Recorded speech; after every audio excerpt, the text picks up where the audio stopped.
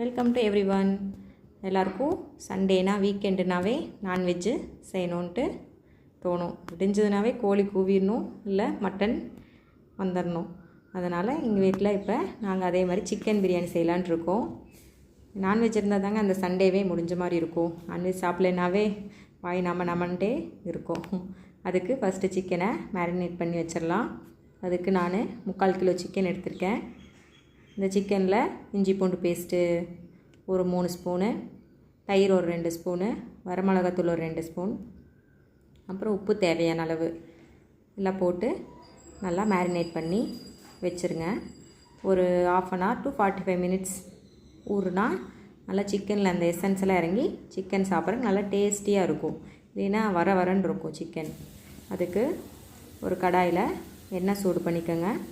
சூடானதும் பிரியாணி ஐட்டம்ஸ் எல்லாம் கொஞ்சம் கொஞ்சம் ஆட் பண்ணிக்கோங்க. 2 மட்டும் போட்டுக்கோங்க. 3 கிராம்பு, 3 ஏலக்காய், ஒரு பட்டை எல்லாம் போட்டு நல்லா தாளித்து விட்டுக்கோங்க. அது நல்லா வெந்ததுக்கப்புறம் பெரிய வெங்காயம் ஒரு 5 பெரிய வெங்காயம், ஒரு 4 பச்சை மிளகாய் போட்டு நல்லா டீப் ஃப்ரை பண்ணிக்கோங்க. வெங்காயம் எவ்வளோ நல்லா வதக்குறீங்களோ அப்போ தான் பிரியாணி நல்லா டேஸ்டியாக வருங்க.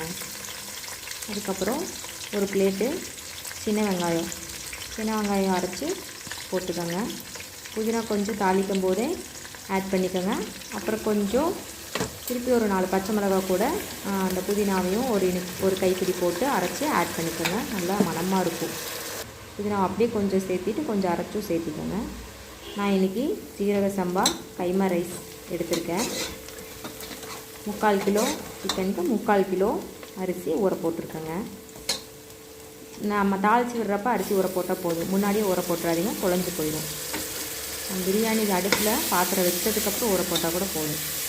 தக்காளி ஒரு 3 தக்காளி, மீடியம் சைஸாக ஒரு 3 தக்காளி நல்லா சாப் பண்ணி மிக்சியில் ஒரு சுற்றி எடுத்து போட்டுக்கோங்க. இஞ்சி பூண்டு பேஸ்ட்டு பெரட்டும் போது 3 ஸ்பூன் போட்டோம். திருப்பியும் குக்கரில் இன்னொரு 3 ஸ்பூன் போட்டுக்கோங்க. அப்போ தான் அளவு சரியாக இருக்கும். இது என்னோடய பிரியாணி மசாலா. நான் வீட்டிலேயே ஹோம்மேடாக ப்ரிப்பேர் பண்ணுறது. இது என்னோடய சீக்ரெட் மசாலா. பிரியாணி நல்லா மணமாகவும் டேஸ்டியாகவும் இருக்குங்க. வேணுன்னா சொல்லுங்கள், நான் இதை தனியாக ஒரு வீடியோவாக எடுத்து போடுறேன். உங்களுக்கு மசாலா வேணுன்னா சொல்லுங்கள். வெங்காயம், தக்காளி, இஞ்சி பூண்டு பேஸ்ட்டு எல்லாம் நல்லா வதங்கி வந்ததுக்கப்புறம் நம்ம மேரினேட் பண்ணி வச்ச சிக்கனை உள்ளே இப்போ ஆட் பண்ணிக்கலாங்க. ஆட் பண்ணிவிட்டு நல்லா வதக்கணும்.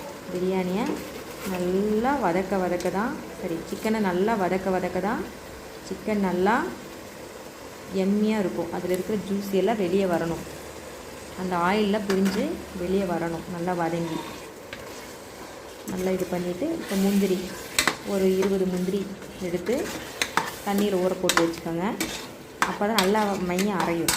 போட்டு ஊற போட்டுட்டு அது மிக்சியில் நல்லா பையனாக அரைச்சிட்டு சிக்கன் தாளித்து விட்டதுக்கப்புறம் அதை ஆட் பண்ணிக்கோங்க. ஒரு 1/2 லெமனு அதையும் நல்லா புழிஞ்சு விட்டுக்கோங்க. புழிஞ்சு விட்டுட்டு நல்லா சிக்கனும் அந்த மசாலாவும் வதங்கி சிக்கன் தனியாக அந்த மசாலா தனியாக பிரிஞ்சு வரணும்.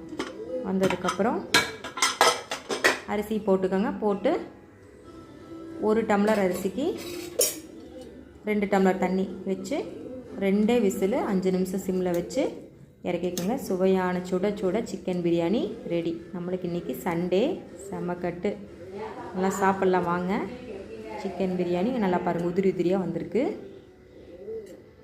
நீங்களும் இதே மாதிரி ட்ரை பண்ணி பாருங்கள். ட்ரை பண்ணி பார்த்துட்டு எப்படி வந்துருச்சுன்னு சொல்லுங்கள். நிறையா அரிசி ஊறிடக்கூடாது. தண்ணி அதே மாதிரி எந்த டம்ளரில் அரிசி அளந்து போகிறோமோ அதே டம்ளரில் 2 டம்ளர் நல்லா தண்ணி கொதிக்க வச்சு சேர்த்திக்கோங்க.